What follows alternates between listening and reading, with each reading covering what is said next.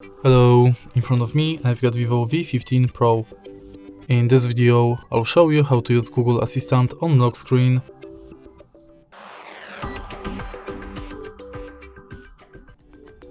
In the beginning, let's go to Google app and enter menu. Go to settings, Google Assistant, voice match and enable Hey Google function.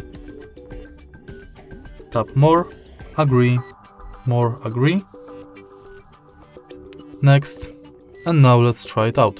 Hey Google. Now we are sure it's working, let's go back and enter lock screen. Also enable assistant responses on lock screen and then lock the screen. And now you can simply say, hey Google, what's the weather like tomorrow?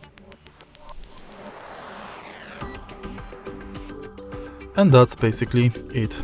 If you find this video helpful, please leave like, comment and subscribe.